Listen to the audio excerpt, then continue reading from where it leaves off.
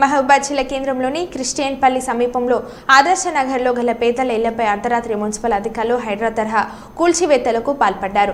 రాత్రి 2 నుంచి 3 గంటల సమయంలో హఠాత్తుగా బుల్జోరాలో తీసుకొని వచ్చిన అధికారులు పేదలు నిద్రిస్తుండగానే బయట నుంచి గోడలో నీళ్లను నీలమట్టం చేశారు. ఇదేమిటని ప్రశ్నిస్తుండగానే అధికారులు పోలీసులతో వచ్చి సుమారు 75 ఇండ్లను కూల్చివేశారు. గతంలో ప్రభుత్వం తమకు పట్టాలు ఇచ్చిందని చెప్తున్నా వినకుండా అక్రమ నిర్మాణాల అంటూ కూల్చివేతలకు పాల్పడ్డారు. దీంతో పేదలు లబోదిబోమంటున్నారు. కాంగ్రెస్ హయాంలోని పట్టాలు ఇచ్చి ఇప్పుడు అదే కాంగ్రెస్ ప్రభుత్వం కూల్చివేయడం ఏంటనే నిలదీశారు. తెల్లవారుజామున కూల్చివేతలు సాగుతూ ఉండటంతో ఇంట్లో సామాగ్రిని పిల్లలను బయటకు పెట్టుకుని నిద్రాహారాలు మాని రాత్రి నుంచి జాగరణలు చేస్తున్నారు.